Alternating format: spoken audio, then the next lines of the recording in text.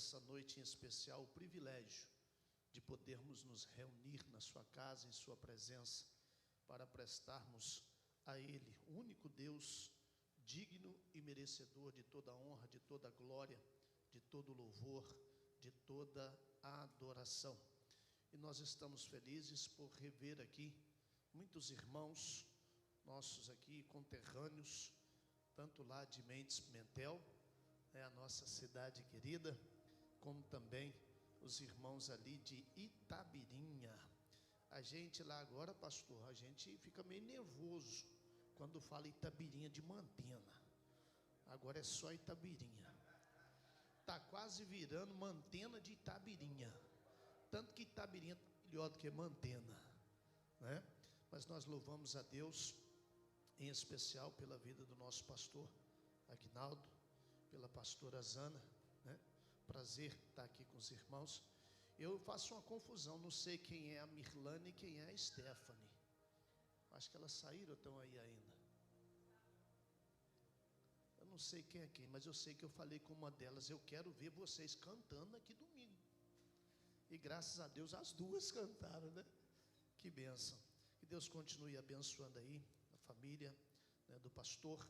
E através da família do pastor, eu quero aqui louvar a Deus pela vida de toda a diretoria da igreja, também de todos os obreiros e obreiras e demais irmãos que aqui congregam, né? Que Deus abençoe no nome de Jesus. Está ali o irmão Fábio, que é um parceirão nosso, né? E eu quero louvar a Deus também pela vida do irmão Pedro. Cadê o Pedro? Está ali, Pedrão. Está ali também a mãe do Pedro, a Eliane, e o Elias Júnior. Deus abençoe os irmãos. Nos hospedaram ali, pastor. Estou sendo tratado como um príncipe. E eu falei com eles assim: a partir de hoje eu não vou jantar mais e não vou comer nada de manhã, senão eu vou voltar, né? Mais cheinho. Mas graças a Deus, os irmãos compreenderam. Estou tentando me limitar, mas é difícil. Queridos, Deus abençoe você que veio congregar nesta noite. É muito bom nós podermos estar na casa do Senhor, na presença do Senhor. Eu costumo dizer que este é o melhor lugar que nós podemos estar na terra. Não simplesmente hoje especificamente por ser a New Chase, mas por ser a casa de Deus, né? Então você escolheu vir para a casa de Deus, a tua casa, a casa do Papai do Céu. E Ele já tem falado conosco através das canções, através da devocional, através do ofertório, porque a oferta também faz parte do culto, irmãos. E a gente precisa entender isso, né? A gente ensina lá na igreja, as crianças, os homens ofertam primeiro, porque o homem é o cabeça do lar, e ele precisa ser o modelo maior para a sua família. Depois a mulher, que é sábia, que edifica o lar, ela observa o bom exemplo do sacerdote.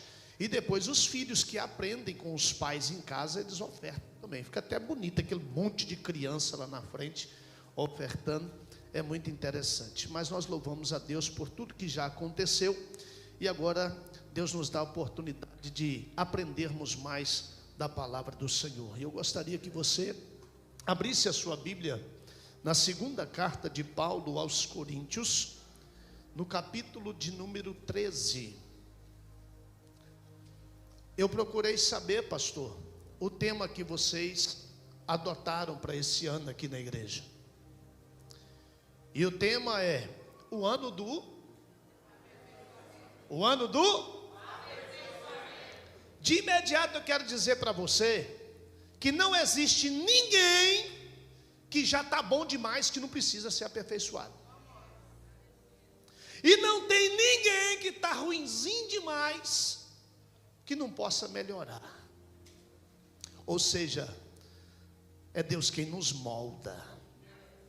O que nós precisamos fazer é nos submeter ao trabalhar dele, ao propósito dele. E com certeza ele vai realizar na sua vida e através da sua vida algo glorioso. E aprenda mais: antes de Deus fazer qualquer coisa pela sua família ou pela sua empresa, ou seja lá o que for, Deus quer fazer primeiro em você. Deus quer fazer primeiro em você. Deus só vai completar a obra na sua casa, na sua família, quando Ele completar ela em você. Porque é através de você que Deus fará grandes coisas lá na sua vida, na sua casa e na sua família. Segunda carta de Paulo aos Coríntios, capítulo de número 13. A partir do versículo de número 5.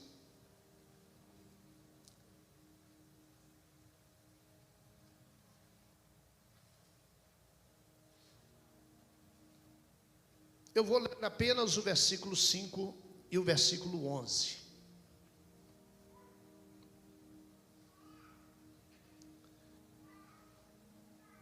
Vamos aproveitar, vamos ler todos juntos. Vai estar aqui. Vamos ler aqui o versículo 5 e o versículo 11. Vamos lá, 1, 2, 3.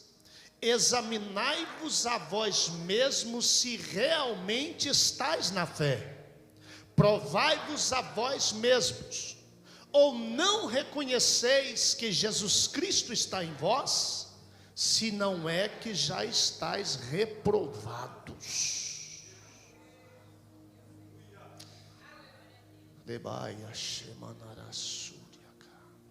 Verso 11. 1, 2, 3. Quanto ao mais, irmãos, a Deus, aperfeiçoai-vos, consolai-vos, sede do mesmo parecer, vivei em paz, e o Deus de amor e de paz estará convosco.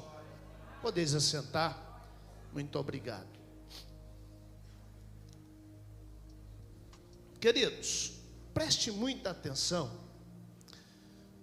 porque essa palavra, ela vai mexer com você, ela vai confrontar você. Nós, como pastores locais, estou pastoreando a Igreja Batista Nacional de Itabirinha há 18 anos, faz 18 anos agora esse ano. E nós pastores, eu até tive comentando com a irmã, pastor Aguinaldo, que nós pastores, infelizmente, nós temos investido mais tempo para tentar fazer com que os crentes permaneçam na igreja do que trabalharmos para evangelização e ganharmos almas para Jesus. Porque infelizmente muitos de nós acostumamos, principalmente nós brasileiros, a gente gosta de uma carona, irmão. E é muito mais simples, mais cômodo a gente dizer: irmão, ore por mim. Irmão, estou sabendo que vocês estão em consagração, lembrem-se de mim. É muito mais cômodo. E às vezes, anos se passam e nós continuamos na igreja, e ainda não passamos de meninos inconstantes na fé. Um pastor lá da Louisiana me disse: pastor, o tempo que o senhor ficar aqui, por gentileza, ministra para nós como sair do leitinho materno e comermos alimento sólido. Eu disse: será um prazer, pastor, porém eu faço uma pergunta para o senhor: o povo está preparado para comer alimento sólido? Porque senão vai passar mal, não vai resolver. E quando nós olhamos para o tema que esta igreja adotou, o ano do aperfeiçoamento, irmãos, essa palavra aqui, se você permitir, porque com Deus é assim, é condicional. Se quiserdes e me ouvirdes, vocês vão desfrutar e comer do melhor da terra. Mas tem que querer e ouvir. Ouvir não é simplesmente entrar aqui e sair aqui, é entrar aqui e descer e meditar, como o irmão bem disse aqui, no culto, e aplicar racionalmente. O apóstolo Paulo, quando ele escreve as suas cartas aos Coríntios, nós percebemos desde a primeira carta o apóstolo Paulo já confrontando essa igreja de Corinto, porque essa igreja, queridos, ela tem muito a ver com o mundo que nós estamos vivendo hoje. Se nós analisarmos a história da igreja de Corinto, nós vamos perceber que, assim como muitas cidades prósperas no mundo que nós vivemos hoje, Corinto também era próspera, era intelectualmente arrogante, se achava melhor do que os demais, era materialmente próspera, abençoada financeiramente, mas infelizmente moralmente totalmente corrupta. Se deixava levar demais pela carnalidade. E o apóstolo Paulo, queridos, ele escreve a primeira carta, escreve agora a segunda carta, porque ele se depara com uma realidade iminente ali, onde havia uma necessidade urgente de aperfeiçoamento. E ele escreve essa segunda carta diretamente, primeiro, aos fiéis que ainda existiam lá, porque ainda que todos se corrompam, irmão, ainda Deus sempre tem um remanescente fiel, que quer ser aperfeiçoado, que quer ser moldado, que quer ser inundado pela presença de Deus. Então, primeiramente, Paulo escreve essa segunda carta por causa desses crentes fiéis. Deus nunca se esquece da tua fidelidade, meu irmão. Por isso, como diz a irmã Lauriette, vale a pena ser fiel. Em segundo lugar, Paulo escreve para combater um bando de lobo disfarçado de ovelha que estavam nos altares daquela igreja. E a gente tem visto isso por aí, né, pastor? Lamentavelmente, pessoas que outrora se autodenominavam, constituíam pastores, homens de Deus, mulheres de Deus, hoje estão expostos ao ridículo, porque não quiseram permanecer se aperfeiçoando no Senhor. E por último, Paulo escreve a uma classe de crente rebelde, insubordinada, insubmissa, que não perdia culto, mas não tinha vida com Deus. E Paulo direciona essa carta para esse povo. Quando nós analisamos toda essa carta, queridos, especialmente o capítulo 12 e o capítulo 13, nós vamos perceber que o apóstolo Paulo, ele estava um tanto quanto preocupado com a edificação e com a santificação daquela igreja. Ou seja, ele estava preocupado com o aperfeiçoamento daquele povo, o aprimoramento da vida espiritual daquela igreja. E o apóstolo Paulo, queridos, a Bíblia vai nos dizer que o propósito do coração dele, essa preocupação que ele tinha, é para que aquele povo não fosse destruído totalmente, não se perdesse totalmente.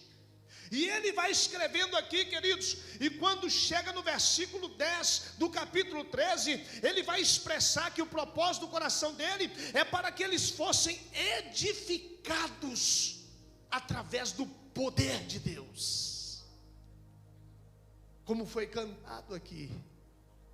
Irmãos, eu sou do templo que eu não me conformo em entrar numa reunião como essa e simplesmente carregar um lenço como esse sem usá-lo.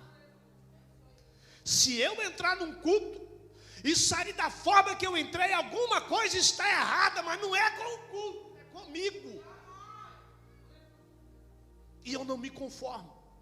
E eu já usei o meu ali. Porque coisa boa é sentir o poder de Deus. Agora, o que estava acontecendo com aquela igreja? Muitas pessoas ali estavam se acostumando com o pecado. Frequentavam a igreja, até dizimavam, por certo, porque isso é bíblico, mas estavam acostumando com o pecado. E então o apóstolo Paulo, a Bíblia vai dizer que ele estava sofrendo por causa desse povo. Ele estava sentindo na sua alma porque o temor de alguns crentes ali havia acabado. Alguns já estavam vivendo tão aprofundados na imundície, na prostituição, na desonestidade que cometiam no seu dia a dia. Há um versículo bíblico, irmão, que diz que os injustos não vão para o céu. E quanta injustiça a gente tem visto no nosso dia a dia. Pessoas que por causa da fama, pessoas que por causa de ser bem sucedido, afronta, humilha, escorraça a pessoa. E Paulo, ele evidencia isso naquela igreja, queridos. E ele percebe que ali havia algumas pendências, e o texto é muito claro, quando diz aí no capítulo 12, a partir do versículo 20: há entre vós invejas, há entre vós iras, porfias, detrações, mexericos, ou seja, abominações, pecados da língua. Pessoas que viviam criticando, pessoas que viviam falando mal um do outro. E Paulo vai percebendo isso. Ele percebe que ali havia algumas pessoas orgulhosas, algumas pessoas que criavam tumulto. E quando eu olho para essa palavra, querido, eu percebo que o apóstolo Paulo, ele diz: já é a terceira vez que eu vou estar com vocês. E quando ele envia essa segunda carta, ele começa a se preocupar em corrigir alguns abusos que estavam acontecendo naquele lugar. Ele começa a se preocupar em aprimorar, aperfeiçoar aquelas pessoas para a glória de Deus. E quando eu olho para o contexto desse texto, pastor Aguinaldo, lamentavelmente a gente percebe que tem muita semelhança da igreja de Corinto com as igrejas locais de hoje. E eu não quero ser hipócrita como muitos fazem, dizendo aqui não tem, lá tem, não, aqui tem. Porque, queridos, nós precisamos nos atentar para uma verdade. E jamais podemos confundir quem está dentro da igreja com a igreja. Porque dentro da igreja local New Chance, tem gente de tudo quanto é jeito, mas tem um povo diferenciado. Tem alguém que com certeza está entendendo que deve se submeter ao aperfeiçoamento do Espírito de Deus. E se deixa envolver por ele. E aí o apóstolo Paulo, percebendo isso, ele vai no versículo 5, no texto que nós lemos, e eu vou parafrasear isso aqui para você, e assim como eu fui, você seja também confrontado por esse texto. Ele diz assim: ei crente, faça um autoexame em você mesmo, para você perceber se você ainda continua crente. Prove a si mesmo. Ou você não sabe que quando você aceitou Jesus, Jesus, através do Espírito Santo, veio habitar dentro de você?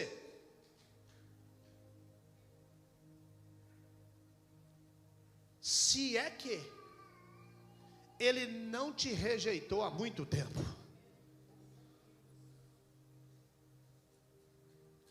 Tem muita gente que vem para a igreja, entra na igreja, mas não deixa a igreja entrar nele. Entra no evangelho, mas não deixa o evangelho entrar nele. E evangelho, querido, é metanoia. Ou você permite uma mudança, uma transformação, um aperfeiçoamento total de Deus na sua vida, ou então vai ficar perdendo tempo, enganando a si mesmo, como disse Tiago, com falsos discursos. Eu estou sentindo a presença dele aqui. Abre a tua alma nesta noite. Deixa o Espírito Santo mostrar para você onde é que você está mais ou menos não vou dizer ruim não, mais ou menos, para Ele te elevar nessa noite, te conduzir a pastos verdejantes, aonde o Senhor está com a sua mão estendida sobre você.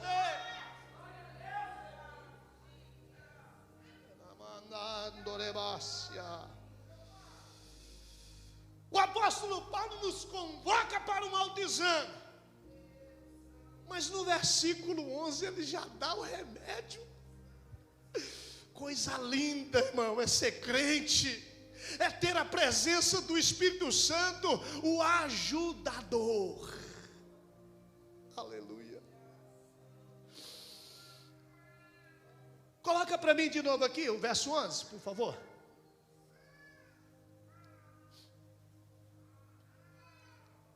Aleluia.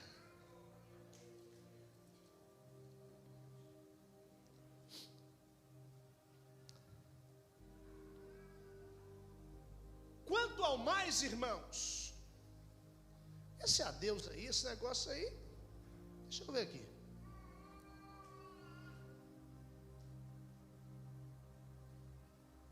Eu vou ler na minha tradução, porque na minha Bíblia não tem esse adeus aqui não.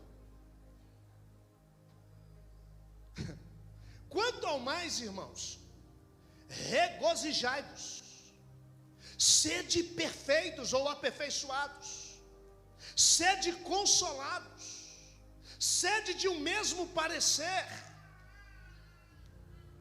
vivei em paz, e o Deus de amor e de paz será convosco. Olhe para cá e preste atenção.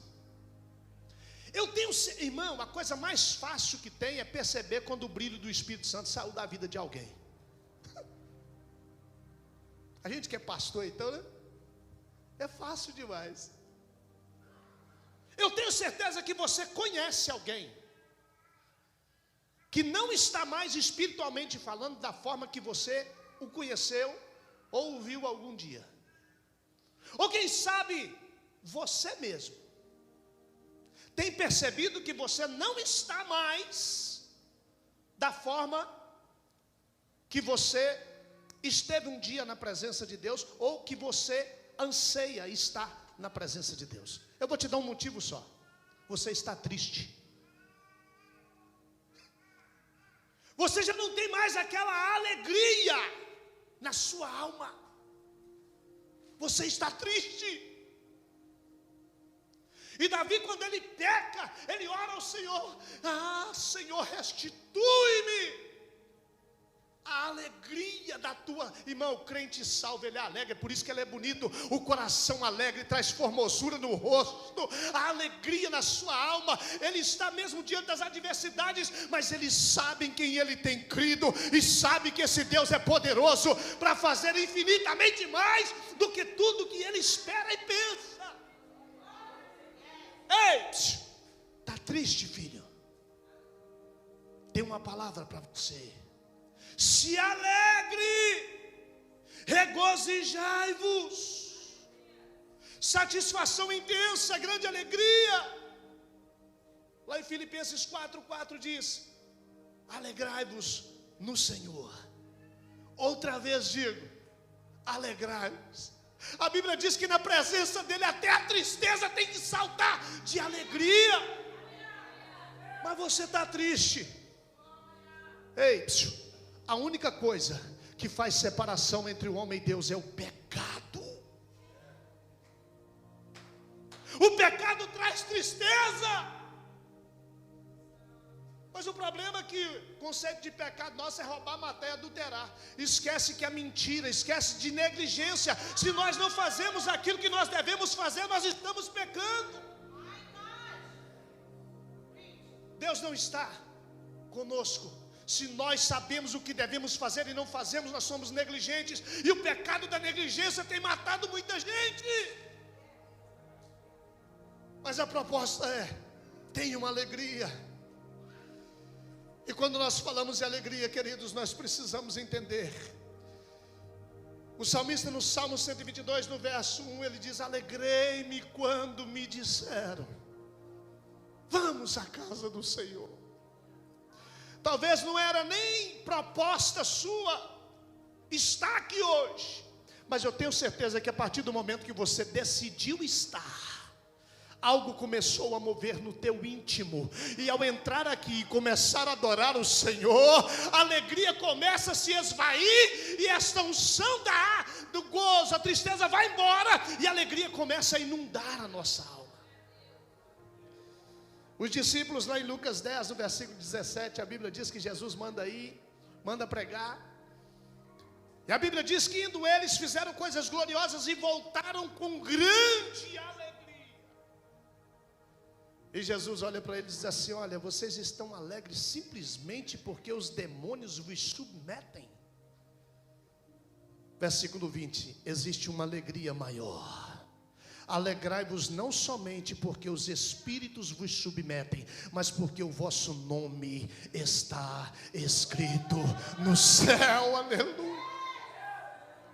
Irmão, pode acontecer a adversidade que acontecer na nossa vida, mas quando nós lembramos que o nosso nome está escrito no livro da vida, nós iremos um dia para um lugar onde não tem choro, não tem tristeza, não tem frustração, não tem decepção.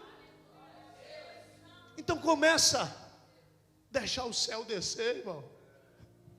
Deixa o céu inundar a tua vida, deixa o céu inundar a tua alma. Saiba que alguém já morreu no teu lugar e levou sobre ele as suas dores, os teus problemas, as tuas adversidades. Hoje tem solução: Jesus. Deixa ele, chama ele. Em segundo lugar, queridos, Paulo vai dizer: sede perfeitos, se aperfeiçoem, porque aperfeiçoamento, querido, é um processo contínuo. Não é só chegar aqui, aceitou Jesus, acabou o problema e está tudo perfeito, não. A gente vai se aperfeiçoando todo dia, um pouquinho melhorando, porque hoje eu preciso ser melhor do que eu fui ontem, e amanhã eu terei que ser melhor que eu estou sendo hoje. E a proposta de Deus é: sede perfeitos. Qualidade de uma pessoa reta, sem defeitos intoleráveis. Eu me lembro de Abraão, ainda Abraão, Gênesis 17, verso 1. Abraão, sim, Senhor, eu sou o Deus Todo-Poderoso. Anda na minha presença e ser perfeito. Abraão já estava com 99 anos, 24 anos após o seu chamado. Deus ainda estava exigindo dele perfeição. Ou seja, para se aperfeiçoar não tem idade, querido. Nós precisamos melhorar todo dia, toda hora, todo instante, em todo lugar, em toda situação. Quando eu olho para a Bíblia, Jesus lá em Mateus capítulo 5, versículo 48, ele diz assim: sede vós perfeitos, como é perfeito o vosso Pai que está nos céus. E diz mais ainda, Mateus capítulo 5, versículo 20: se a vossa justiça não exceder a dos escribas e dos fariseus, vocês jamais entrarão no reino dos céus. 1 de Pedro 1,15: sede santos em todo o vosso procedimento, porque eu, vosso Deus, sou santo. Ei, querido, estava conversando com a irmã, eu disse: irmã, parece que as mulheres não entendem mais o propósito de Deus para o lar, para a família. Eu vou arrochar um pouquinho para as mulheres aqui.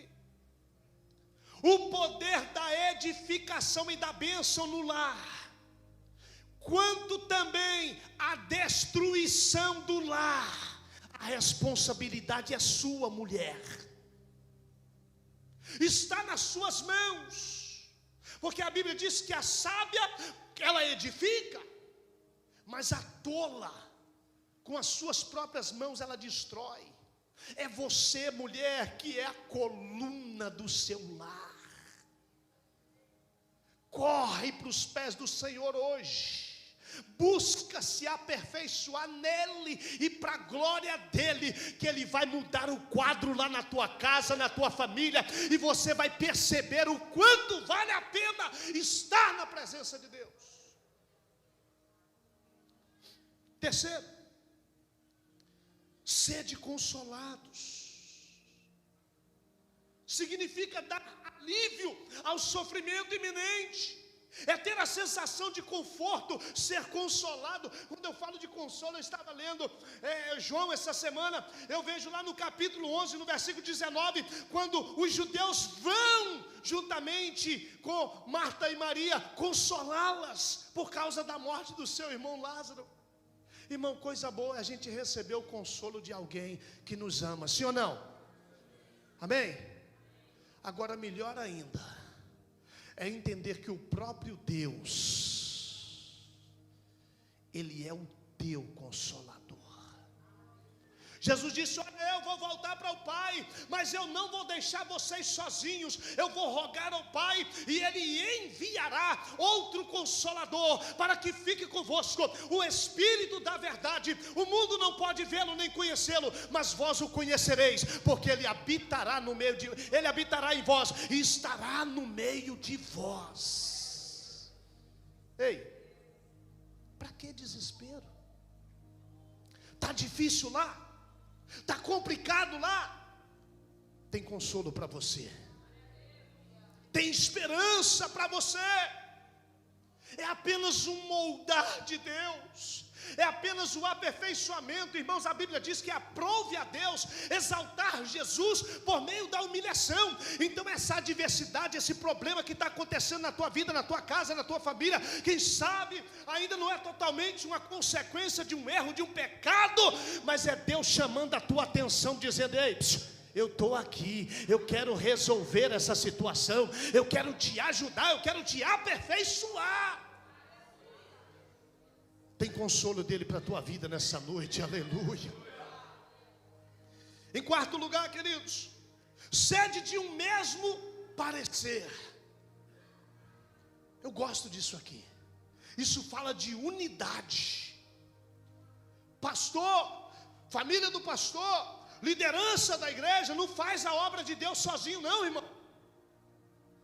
Precisa de mais alguém. Tem mais alguém? Tem mais alguém? Tem mais alguém que quer fazer? Tem mais alguém que quer participar? Tem mais alguém que quer se deixar usar pelo Senhor? Tem que ter o mesmo parecer, tem que ter o mesmo sentimento. A visão Deus vai dar para a liderança. Os demais têm que se submeter e permitir que através do homem de Deus, da mulher de Deus, Deus fará coisas gloriosas. Sede de um mesmo parecer, de opinião semelhante, sem discórdia. Lembra de Jesus lá em Filipenses 2:5? Que haja em vós o mesmo sentimento que houve também em Cristo Jesus. O mesmo sentimento. Olha o que diz a palavra, queridos. Atos 4:32. Da multidão dos que creram, era um o coração e a alma. Ninguém considerava exclusivamente sua nenhuma das coisas que possuía. Tudo, porém, lhes eram comum. Aí lá em João 17, no versículo 21, Jesus vai orar ao Pai pelos seus discípulos. Ele diz: Pai, que eles sejam um em nós, como eu e o Senhor somos um. Se você congrega na New Chance, ela tem uma liderança. E essa liderança foi dada e estabelecida por Deus. Se submeta a essa liderança. E através da sua vida, com a liderança e sob a liderança, Deus fará coisas gloriosas para a glória do nome dEle. E por último, vivei em paz. Quanta falta de paz nos lares, quanta falta de paz nos trabalhos.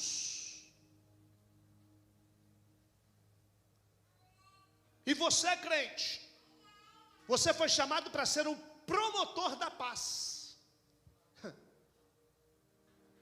Certa feita alguém disse para mim assim, pastor Guinaldo: não, eu trabalho lá, mas eu não suporto o meu patrão. E a Bíblia diz: quando depender de nós, tenhais paz com todos. Eu falei, você está lendo o versículo errado. O texto não fala quando, ele fala quanto, é quantitativo. Então é o quanto depender.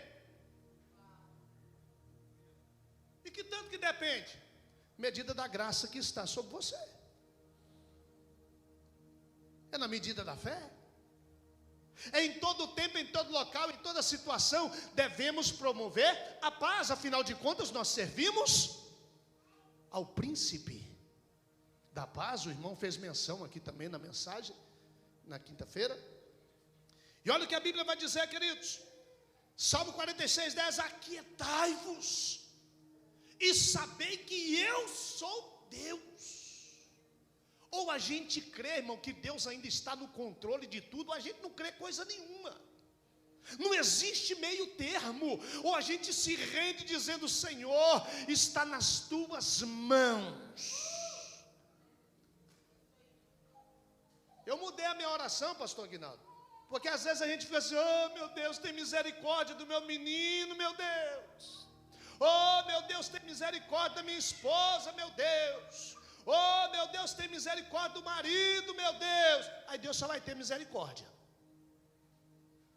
Mas um dia eu falei com Jesus, Jesus, pega esses crentes ruins da minha família e bota uns na cadeira de roda, mata um bocado, permite algum acidente, para ver se abre a birosca do zóio.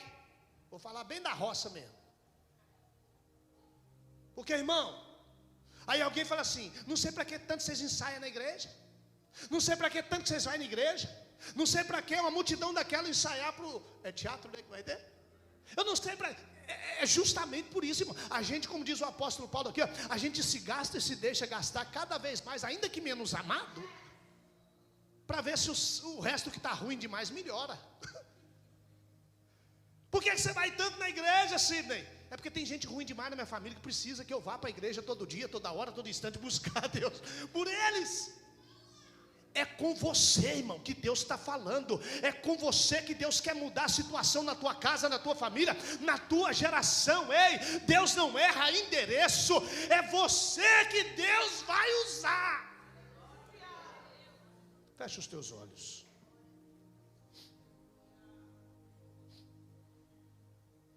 Aleluia.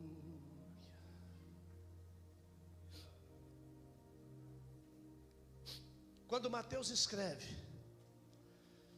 no capítulo 6, a partir do versículo 25, ele vai dizer assim: não andem ansiosos ou cuidadosos quanto ao que vai acontecer amanhã, com o que pode vir a acontecer semana que vem, mês que vem.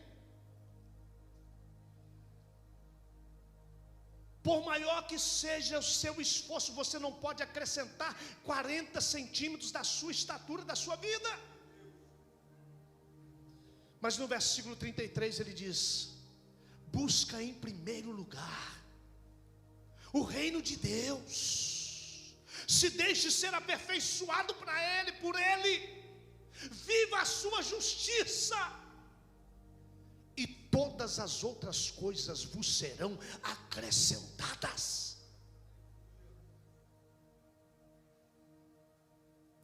Deixa Deus te moldar, deixa Deus te aperfeiçoar. Não tenha simplesmente por privilégio de contemplar esse tema, o ano do aperfeiçoamento, não. Se deixe ser aperfeiçoado pelo Senhor. Se submeta à visão e à direção da liderança da igreja. Com certeza Deus estará usando você para a glória do nome dEle, e grandes coisas o Senhor fará. Há muitos crentes, queridos, fecha os teus olhos, que já se esqueceram das promessas de Deus na sua vida, na sua casa e na sua família. Eu venho dizer para você nessa noite que Deus ainda não esqueceu. As promessas ainda continuam de pé, e o nosso Deus é poderoso para transformar coisas impossíveis em coisas possíveis, coisas incríveis em coisas críveis. Eu termino dizendo para você: aquilo que o escritor aos Hebreus, no capítulo 10, no versículo 35 ao versículo 39, deixou escrito: não rejeitei, pois, a vossa confiança, que tem grande e avultado galardão, porque necessitais de paciência, para que depois de haver desfeito a vontade de Deus, ser aperfeiçoado por Ele, possais alcançar a promessa. Porque ainda um poucochinho de tempo, e o que há de vir virá e não tardará. Mas o justo viverá da fé, e se ele recuar, a minha alma não tem prazer nele. Nós, porém, não somos daqueles que se retiram para a perdição, mas daqueles que creem para a conservação da alma. Deus ainda não terminou de realizar e fazer na sua vida e através da sua vida o que Ele tem para fazer. Feche os teus olhos.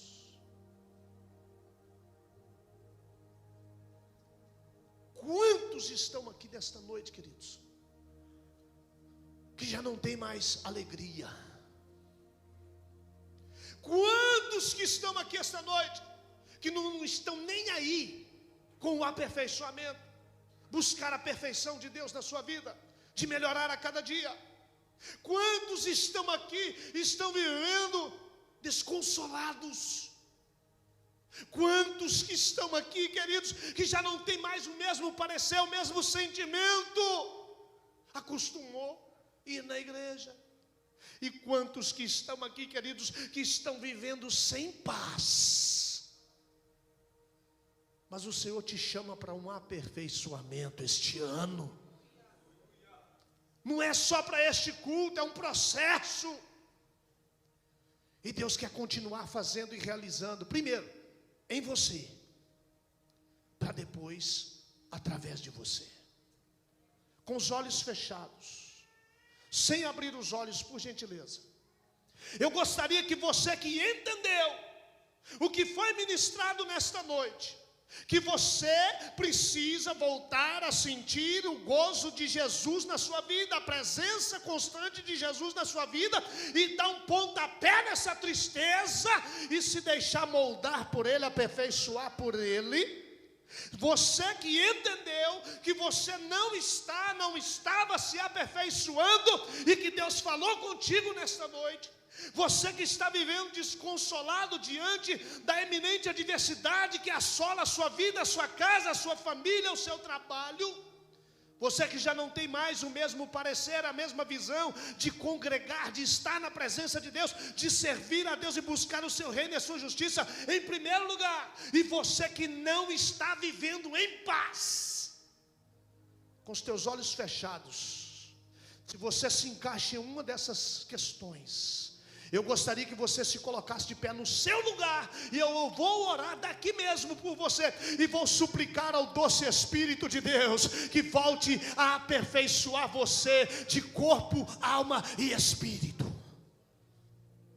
Se Deus falou com você, Deus te abençoe, meu irmão. Fecha os teus olhos, crente. Crente não é curioso, não. Deus te abençoe, meu irmão. Deus te abençoe, minha irmã. Deus te abençoe, minha irmã. Deus te abençoe, minha irmã. Deus te abençoe, minha irmã. Deus te abençoe, minha irmã.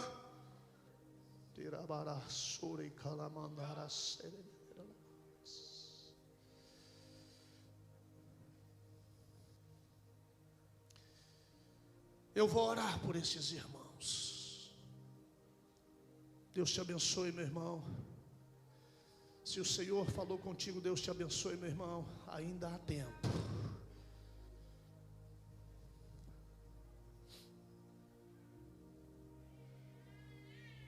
Pai, no nome de Jesus, Deus te abençoe, meu irmão. Eis aí os teus filhos, Senhor. Este homem, esta mulher, foi por eles que Jesus morreu.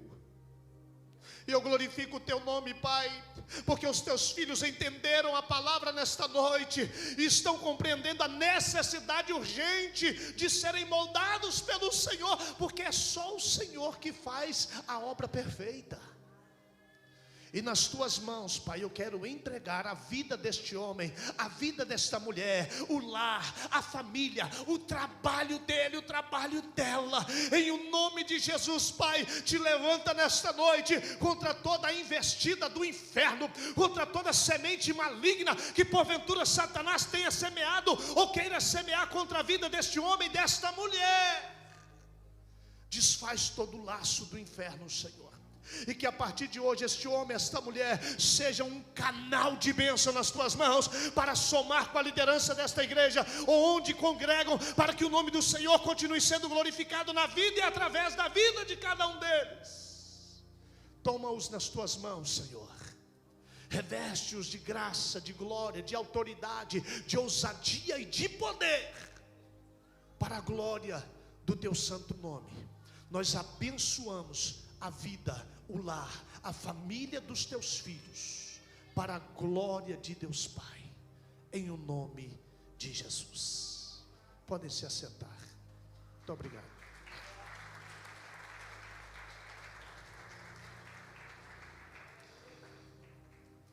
Eu termino dizendo que aperfeiçoamento, querido,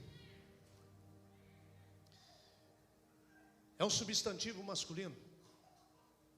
É um ato de aperfeiçoar. Aperfeiçoamento é um ato de melhorar. É um ato de aproximar-se da perfeição. É aprimoramento. É ação de especializar-se. E mais do que nunca, é tempo de nós obtermos um nível mais elevado. Vira para uns 2 ou 3 e diz assim: deixa Deus te moldar, irmão.